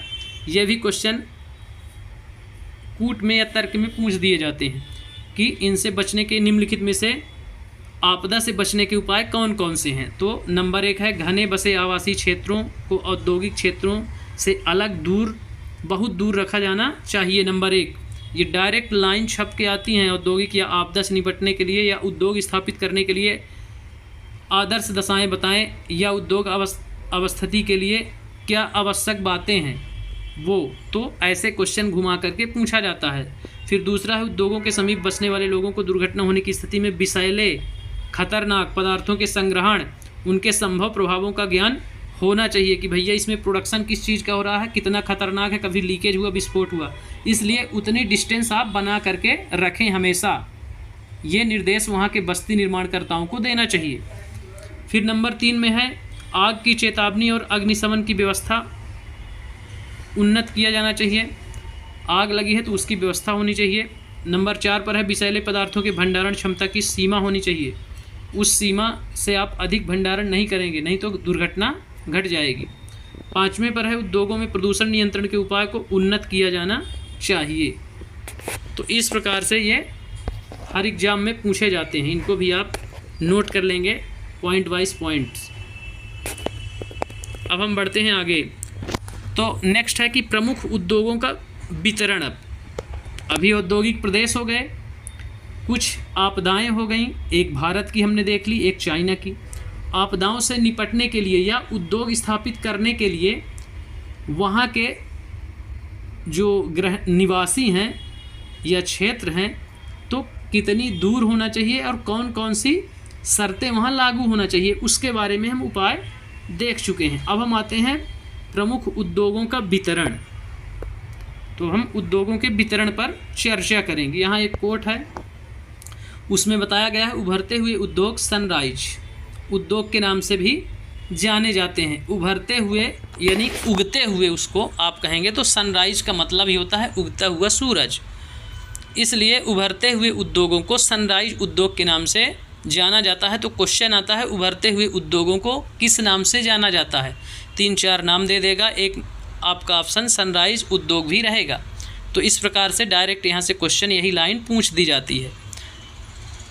फिर है इसमें सूचना प्रौद्योगिकी, स्वास्थ्य लाभ, सत्कार तथा ज्ञान से संबंधित उद्योग शामिल हैं। इस या पूछेगा सनराइज उद्योग में या उभरते हुए उद्योग में कौन कौन से उद्योग शामिल होते हैं। तो सूचना संचार प्रौद्योगिकी, स्वास्थ्य लाभ, सत्कार और ज्ञान से संबंधित उद्योग इसमें शामिल होते हैं। तो इनको एग्जाम्पल के तौर पर आप एक लाइन में लिख लें, ज़्यादा आपको रटने की ज़रूरत नहीं, एक लाइन लिखें, उभरता हुआ उद्योग, कोष्टक में उसका नाम, सनराइज उद्योग, उसके 4 ये एग्जाम्पल। अब हम देख लेते हैं प्रमुख उद्योगों का वितरण। तो विश्व के प्रमुख उद्योग लोहा उद्योग, सूती वस्त्र उद्योग, लोहा इस्पात, सूती वस्त्र उद्योग और सूचना प्रौद्योगिकी उद्योग। लोहा इस्पात उद्योग और वस्त्र उद्योग काफ़ी पुराने उद्योग हैं दोनों, लेकिन जो सूचना प्रौद्योगिकी है तो अभी का है, ये नया है, अभी अपने चरम सीमा पर नहीं पहुंचा है, अभी इसके बहुत सारे स्कोप हैं। जबकि सूचना प्रौद्योगिकी उद्योग जो है एक नया उभरता हुआ उद्योग है। वे देश जिन्हें लोहा इस्पात उद्योग अवस्थित हैं, जिनमें लोहा इस्पात उद्योग अवस्थित हैं, जर्मनी, संयुक्त राज्य अमेरिका, चीन, जापान, रूस। वस्त्र उद्योग जैसे भारत, हांगकांग, दक्षिण कोरिया, जापान, ताइवान में संकेंद्रित हैं। सूचना प्रौद्योगिकी उद्योग के प्रमुख केंद्र मध्यवर्ती कैलिफोर्निया, सिलिकॉन घाटी, भारत के बेंगलुरु प्रदेश। तो आप भारत में एग्ज़ाम दे रहे हैं तो कम से कम आप भारत का ज़रूर याद रखें। भारत का बेंगलुरु प्रदेश, जिसे सिलिकॉन घाटी के नाम से भी जाना जाता है, भारत की सिलिकॉन घाटी के नाम से जाना जाता है, तो इसलिए आप इसको विशेष रूप से याद रखेंगे, भारत का जो बेंगलुरु प्रदेश है। अब हम बढ़ते हैं आगे, लोहा इस्पात उद्योग की अब चर्चा होगी विस्तृत में। तो अभी उद्योगों का वितरण हमने देख लिया, लोहा इस्पात, सूती वस्त्र उद्योग, सूचना प्रौद्योगिकी, तो इसमें हम पढ़ेंगे अभी लोहा इस्पात उद्योग। तो लोहा इस्पात उद्योग जो है वह अन्य उद्योगों की तरह लोहा इस्पात उद्योग में भी बहुत से निवेश प्रक्रम और निर्गत शामिल होते हैं। यह एक पोषक उद्योग है जिसके उत्पाद अन्य उद्योगों के लिए कच्चे माल के रूप में प्रयुक्त होते हैं। जैसे लोहा चेचिस, हर गाड़ी में चेचिस बनाने के लिए, उसका बेस बनाने के लिए लोहे का ही धुरी के रूप में उपयोग किया जाएगा। तो वो कई उद्योगों के लिए क्या करता है, पोषक का कार्य करता है। जैसा कि मैं पहले भी बताया था कि लौह इस्पात उद्योग एक पोषक का कार्य करता है, इसमें भी वही बताता है। उद्योग के लिए निवेश, श्रम, पूंजी, स्थान, अन्य अवसंरचना के साथ साथ लौह, कोयला और चूना पत्थर कच्चे माल के रूप में इसमें सम्मिलित किए जाते हैं। लौह इस्पात निर्माण की प्रक्रिया में कई चरण शामिल होते हैं। कच्चे माल को झोंका भट्टी में रखा जाता है, जहाँ है प्रगलित मतलब द्रवीय अवस्था में गला दिया जाता है उसको। इसके बाद यह परिशोधित होता है, प्राप्त उत्पाद इस्पात होता है। उसके बाद जो प्राप्त होता है वो होता है इस्पात या लोहा। फिर है जो अन्य उद्योगों में कच्चे माल के रूप में प्रयुक्त किया जाता है। तो इस प्रकार से उसकी ये तीनों प्रोसेस बता दिया, निवेश, प्रक्रम और निर्गत। तो आप इनकी चर्चा पहले की गई है इन शब्दावलियों को, और उनका आप डिटेल इसमें बता रहा है कि ये लौह इस्पात उद्योग का ये जो क्रम था, पूंजी, श्रम, अन्य, तो ये निवेश हो गया उसका। उसके बाद लौह, कोयला, ये सब कच्चे माल के रूप में, प्रक्रम के रूप में, जबकि उसका जो निर्गत हुआ तो वो इस्पात, ये प्राप्त उत्पाद उसका क्या हुआ, जो लास्ट में प्राप्त उत्पाद इस्पात हुआ वह उसका निर्गत हुआ या आउटपुट हुआ, प्रोडक्शन हुआ, जिसका उपयोग अन्य उद्योग कच्चे माल के रूप में करते हैं। ऐसा समझाया गया है लौह इस्पात उद्योग के बारे में। फिर है इस्पात कड़ा होता है, इसे आसानी से काटा आकार दिया जा सकता है अथवा इसे तार बनाए जा सकते हैं। फिर इसमें एग्जाम्पल भी हैं एल्युमिनियम, निकिल और तांबा।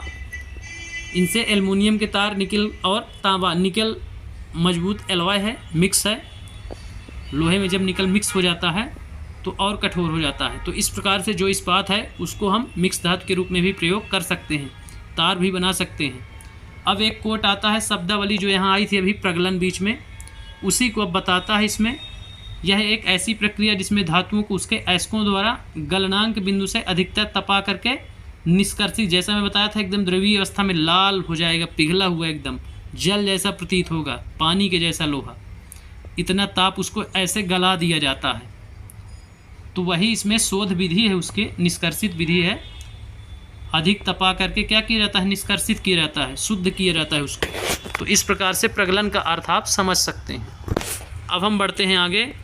ये एल्युमिनियम, निकिल और तांबा जैसी अन्य धातुओं को थोड़ी थोड़ी मात्रा में इस्पात में मिला दिया जाता है। जैसा कि मैं अभी बताया, इसमें से अत्यधिक कठोर धातुएं निर्मित की जाती हैं, मिश्र धातुएं। तो ये थोड़ी थोड़ी मात्रा में मिला दिए जाते हैं। मिश्र धातुएं बनाई जा सकती हैं। मिश्र धातु इस्पात को असामान्य कठोरता, दृढ़ता, जंग प्रतिरोधक क्षमता प्रदान करती हैं। तो मिश्र धातुएं क्या क्या करती हैं? अत्यधिक कठोर हो जाती हैं, दृढ़ता और जंग से उसकी सुरक्षा करती हैं, जिनकी कोट चढ़ जाती है जैसे। तो इस प्रकार से निकल मिक्स कर देंगे, सबसे कठोर लोहा बन जाएगा। यह चुम्बक बनाने में भी फिर इसका उपयोग किया जाता है। अब हम देखते हैं नेक्स्ट पैरा। इसमें आप देख सकते हैं 8 टन कोयला, 4 टन अयस्क बना इससे, 1 टन चूना पत्थर और 1 टन इस्पात तैयार हुआ फाइनली। तो इन सब की लागत जब आप जोड़ देंगे, इन सब की लागत प्लस जो भी इसमें श्रम खर्चा आया होगा, निवेश खर्चा आया होगा, उन सब को घटाने के बाद इनको पहले जोड़ लो आप, फिर जो ये प्राप्त हुआ 1 टन। अब इस 1 टन की कीमत इन सभी के योग से ज़्यादा होनी चाहिए, तब तो उसको प्रॉफिट आएगा, नहीं तो वो लॉस में चला जाएगा। तो ये मेजरमेंट है 1 टन इस्पात तैयार करने का। ये मेजरमेंट एग्जाम्पल के तौर पर, एग्जैक्ट नहीं है, एग्जाम्पल के तौर पर इसमें दिया गया है। वो आपको समझाया गया है कि कैसे 1 टन इस्पात तैयार होता है। अब हम देखते हैं नेक्स्ट पैरा। तो नेक्स्ट पैरा है इस्पात प्रायः आधुनिक उद्योगों का मेरुदंड। जैसा कि मैं पहले ही बताया था आपको कि जो लौह इस्पात है औद्योगिक केंद्र की धुरी माना जाता है, आधार माना जाता है, वही बताता है कि मेरुदंड कहलाता है। तो ये क्वेश्चन आता है कि औद्योगिक प्रदेशों की मेरुदंड किस उद्योग को कहते हैं? तो लौह इस्पात उद्योग को। ये आप नोट कर लेंगे। लगभग सारी वस्तुएं जिनका हम लोग उपभोग करते हैं वे या तो लोहा इस्पात से बने होते हैं अथवा इन धातुओं से निर्मित औजारों या मशीनों से बने होते हैं। जैसे पोत, रेलगाड़ी, ट्रक, ऑटो अधिकांशतः इस्पात के बने होते हैं। यहाँ तक कि सेफ्टी पिन, सुइयाँ जिनका उपयोग आप करते हैं वे भी इस्पात से बनी होती हैं। तेल कूप इस्पात से बनी मशीनों से ही वेधित किए जाते हैं।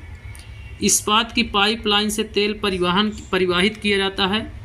खनिजों का खनन इस्पात के उपकरणों से होता है। कृषि यंत्र प्रायः इस्पात के बने होते हैं। विशाल भवनों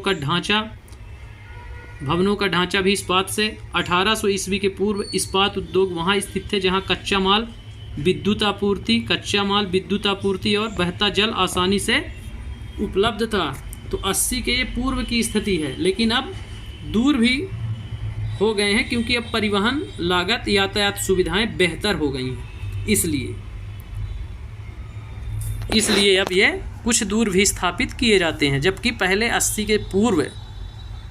के पूर्व यदि बात करें 1800 ईस्वी के पूर्व की यदि बात करें तो जहाँ कच्चा माल के रूप में क्या क्या, विद्युत की आपूर्ति, बिजली पूर्ति, बहता हुआ जल अर्थात जल की पूर्ति हो और क्या हो, कोयले की उपलब्धि हो, इन सभी चीज़ों को देखकर ही वहाँ क्या किया जाता था, उद्योग स्थापित किया जाता था। यहाँ डायग्राम आप देख सकते हैं। इसमें झोंका भट्टी लौह अयस्क का है। इसमें प्रोसेस बताई गई है। प्रगलित लोहा यहाँ निकल रहा है एकदम लाल तप्त द्रवित रूप में। यहाँ धातुमल निकल रहा है, अवशिष्ट उसका कचड़ा धातुमल के रूप में। वायु गैस एयर निकलने के लिए है। यहाँ झोंका भट्टी लौह अयस्क यहाँ से डाला जाता है। चूना पत्थर और कोक या कोयला तीनों यहाँ से डाल दिए जाते हैं मिक्स करके। अब आप देख सकते हैं इसमें। अब हम बढ़ते हैं आगे भी 1-2 उद्योगों की स्थापना के लिए दिखाया गया है इसमें। तो लौह उद्योग के परिवर्तनशील अवस्थिति कब कैसे परिवर्तित हुआ इस्पात उद्योग, जो लौह इस्पात उद्योग है, तो 1850 से 1950 तक की सर्वोत्तम स्थिति है। यहाँ दिखाया गया है। ये 1800 से पूर्व की सर्वोत्तम स्थिति ये बताई गई है। आप देख सकते हैं ये निर्मित है एकदम जल नदी के किनारे ही निर्मित है। आप देख सकते हैं 1800 पहले की स्थिति है। लेकिन 1850 से 1950 के बीच की स्थिति देखिए तो यातायात सड़क का बेहतर निर्माण हो गया है, तो पानी से या जल से दूर स्थित है। लेकिन बस्ती इसके नज़दीक में है। आप देख सकते हैं ये बस्ती बसी हुई है। यहाँ बस्तियों के नज़दीक में अब उद्योग आ गए। फिर 1950 से अब तक की सर्वोत्तम स्थिति जो ये दिखाती है, ये थोड़ा एकांत में है, जो अब भी हैं कि बंजर क्षेत्र में आप उद्योग स्थापित कर सकते हैं जो कृषि के योग्य ना हो ज़मीन, जिससे कोई आय प्राप्त ना होती हो। तो अब की स्थिति ये है, और समुद्रों के किनारे इसमें दिखाया गया है।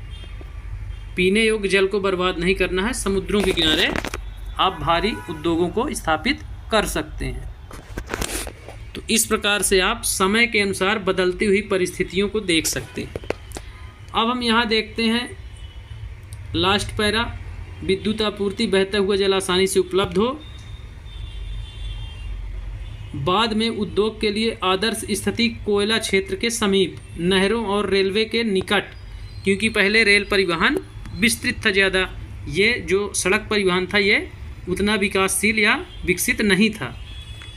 फिर है 50 के बाद लोहा और इस्पात उद्योग समुद्र पत्तन के निकट सपाट भूमि के विशाल क्षेत्रों पर केंद्रित होते या होना शुरू हुए। तो ये 1950 की स्थिति बताते हैं, ये वाली कि सपाट क्षेत्र में किसके, समुद्र पत्तन, ये समुद्र पत्तन का डायग्राम है बंदरगाह का, वहाँ दिखा रहा है, और विशाल क्षेत्र, खाली क्षेत्र भी दिखा रहा है। क्योंकि इस्पात निर्माण का कार्य इस समय तक बहुत विशाल हो गया और लौह अयस्क विदेशों से आयात करना पड़ता है, इसलिए चूँकि परिवहन लागत न बढ़े, इसलिए डायरेक्ट समुद्र से आएगा पत्तन में, पत्तन से डायरेक्ट फैक्ट्री पे पहुंच जाएगा। तो इस प्रकार से इसमें कब कैसे परिवर्तन आए, तो लगभग 400-500 साल का परिवर्तन इसमें दिखाया गया है अभी तक का। फिर नेक्स्ट पैरा देखते हैं, भारत में लोहा इस्पात उद्योग, कच्चा माल, सस्ते श्रम, परिवहन, बाजार की उपलब्धता। ये आप देख सकते हैं, भारत में जो लोहा इस्पात उद्योग है वह कच्चा माल है, सस्ते श्रमिक हैं, परिवहन, बाजार, और आगे अब देखते हैं बाजार का लाभ लेते हुए विकसित हुए हैं।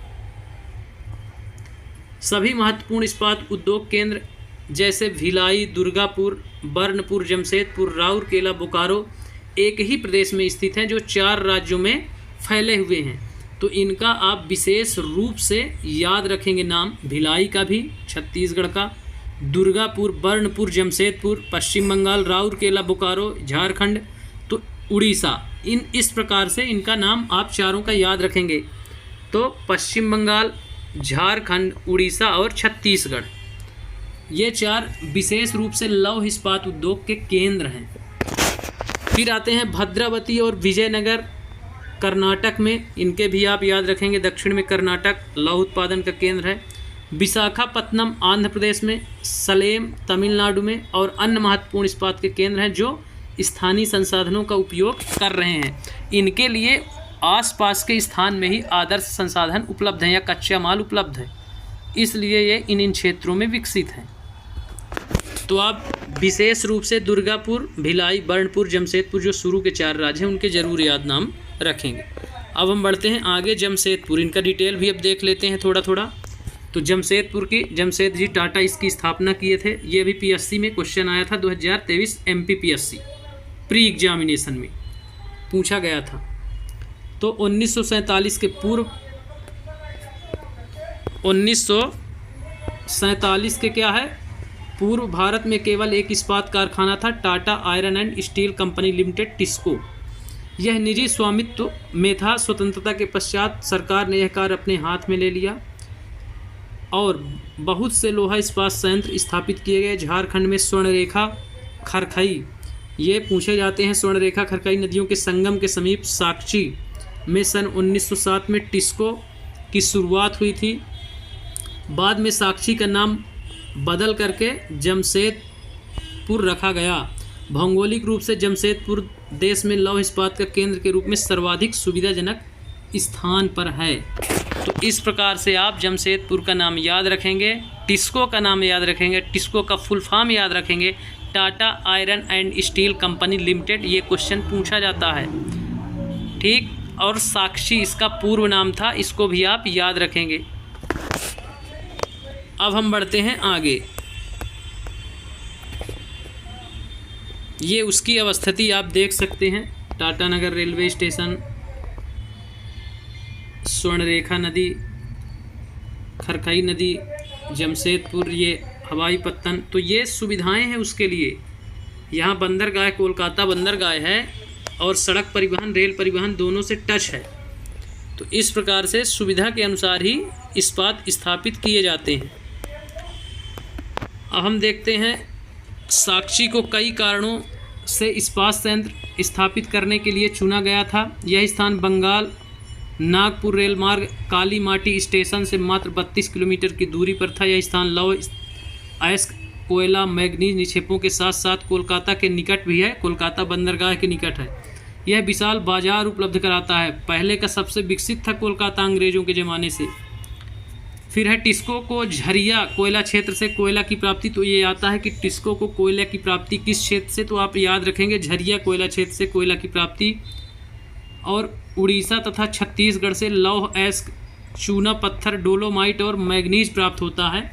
तो ये दोनों क्वेश्चन के तौर पर पूछा जाता है कि टिस्को को कोयला किस क्षेत्र से प्राप्त होता है और टिस्को को लौह अयस्क चूना पत्थर डोलोमाइट कहाँ से प्राप्त होते हैं, तो उड़ीसा और छत्तीसगढ़ से। वहीं खरकई और स्वर्णरेखा नदी इसके क्या करती हैं, जल आपूर्ति का कार्य करेंगी। तो नदियों से पर्याप्त जल की आपूर्ति होती है। सरकारी प्रोत्साहन से कई पर्याप्त पूंजी उपलब्ध हुई है। जमशेदपुर में टिस्को की स्थापना के बाद कई अन्य औद्योगिक संयंत्र स्थापित किए गए हैं। जैसा कि आपको शुरू में बताया गया था कि ये लौह इस्पात उद्योग दूसरे उद्योगों के लिए पोषण का कार्य करते हैं। यही कारण है कि अन्य औद्योगिक संयंत्र भी क्या हुए, स्थापित हुए। इनमें रसायन, इंजन पुर्जे, कृषि उपकरण, मशीन, टिन चादरें, केबल तार का उत्पादन किया जाता है। तो इस प्रकार ये उद्योग स्थापित हुए जिनके पोषण का कार्य टिस्को द्वारा आज भी किया जा रहा है।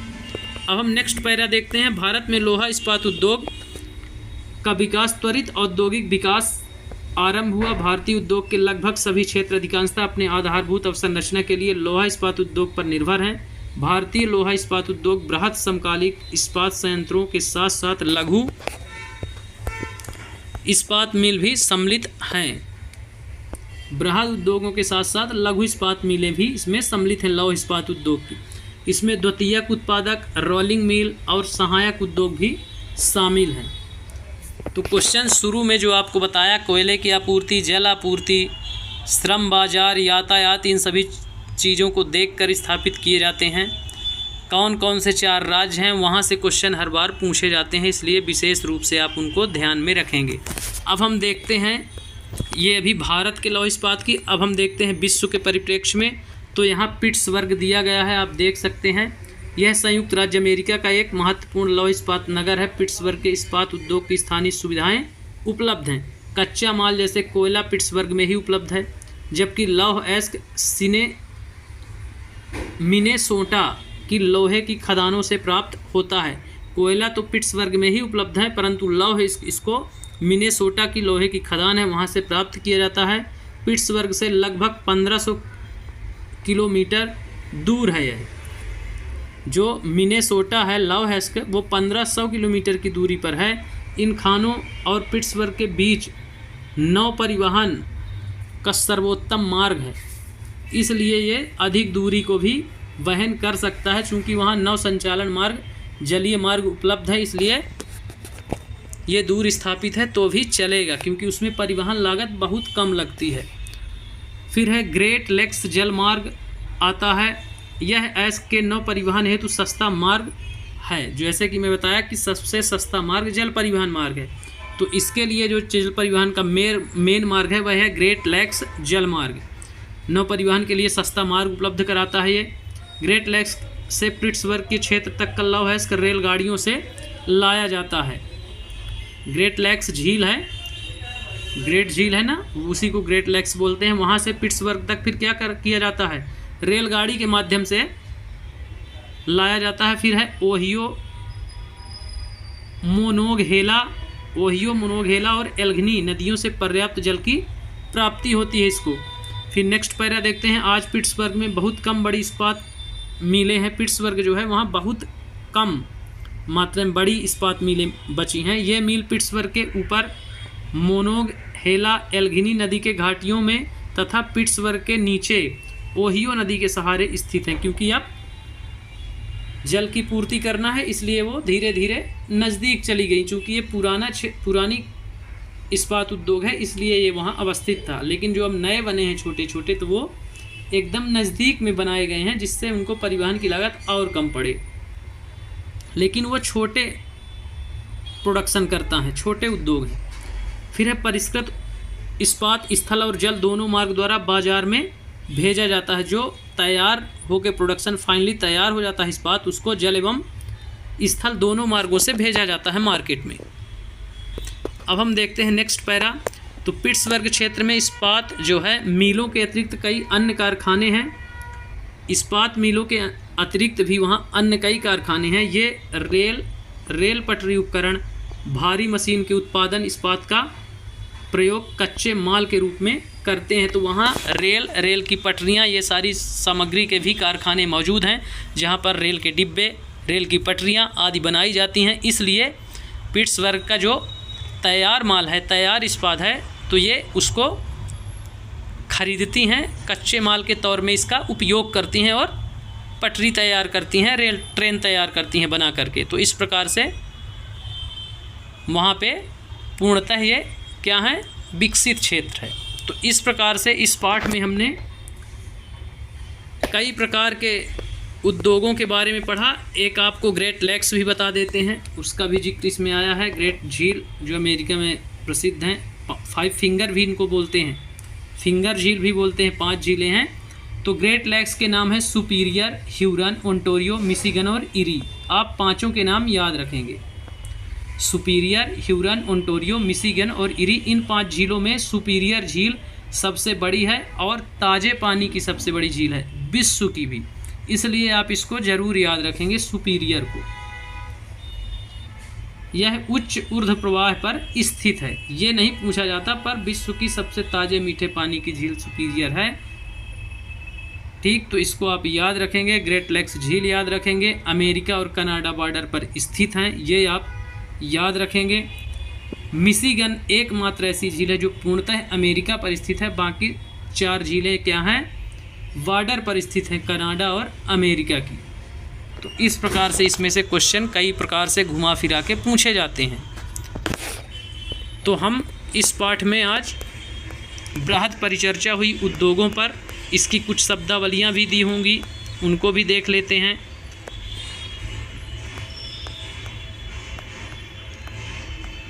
जैसे कि यहाँ पे दिया गया है शब्दावली, लौह अयस्क क्या है, तो यह निम्न श्रेणी का लौह अयस्क है, सबसे बड़ा निक्षेप है। अयस्क का लंबी दूरी तक परिवहन अनार्थिक होता है, आर्थिक नहीं होता है, बिना अर्थ का होता है। फिर कोयला, एकमात्र कोयला क्षेत्र जिसमें उच्च श्रेणी के कोयले विशाल के निक्षेप हैं।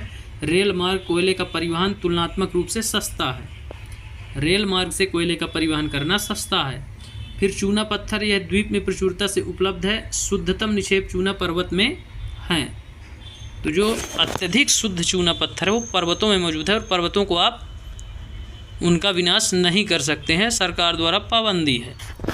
फिर है जल, नील नदी के दोनों सहायक नदियों में प्रचुर मात्रा में मौसम में हर बड़े लौह अयस्क संयंत्र को उपलब्ध कराती है। नील नदी का जिक्र है, समुद्र का जल लवणीय होने के कारण अनुपयुक्त होता है। बाजार, अनुमान किया जाता है कि उद्योग के उत्पाद मुख्य बाजार राजधानीपुर इंजीनियर कारखाना होगा। लघु इस्पात उद्योग, छड़ों, हल्की इस्पात चादरों, परिवहन लागत सापेक्षता कम होती है। तो इस प्रकार से इसमें कुछ शब्दावलियाँ थी जिनकी चर्चा की गई। तो ये टॉपिक आज कंप्लीट होता है, जिस पर हम चर्चा किए हैं। प्राथमिक, द्वितीय, तृतीय क्रियाकलाप, उद्योगों का वर्गीकरण विभिन्न आधारों पर, 3 आधार उसमें देखे, उनके 4 प्रकार देखे। लौह इस्पात उद्योग का विशेष जिक्र रहा। कृषि आधारित उद्योग, तो इस प्रकार से खनिज आधारित उद्योग, कृषि आधारित उद्योग, इनका भी जिक्र इसमें रहा। विशेष रूप से भारत के औद्योगिक क्षेत्रों के आप औद्योगिक प्रदेशों के नाम याद रखेंगे, जो कि 4 राज्यों के विशेष रूप से उड़ीसा, पश्चिम बंगाल, झारखंड और छत्तीसगढ़ को आप याद रखेंगे। भोपाल गैस त्रासदी को आप याद रखेंगे। जो मुख्य हैं वो बता रहा हूँ, बाकी आप अपनी नोट्स में कुछ और चीज़ें ऐड कर सकते हैं, जहाँ जहाँ अंडरलाइन कराया गया है, जिस पे विशेष फोर्स किया गया है मेरे द्वारा, उनको आप नोट्स कर सकते हैं। इसी के साथ धन्यवाद। इसको आप लाइक करें, शेयर करें और ज़्यादा से ज़्यादा लोगों को जोड़ें, जिससे लोग जुड़ सकें और उनका भी भला हो सके। इसी के साथ धन्यवाद। कल फिर होगी मुलाकात।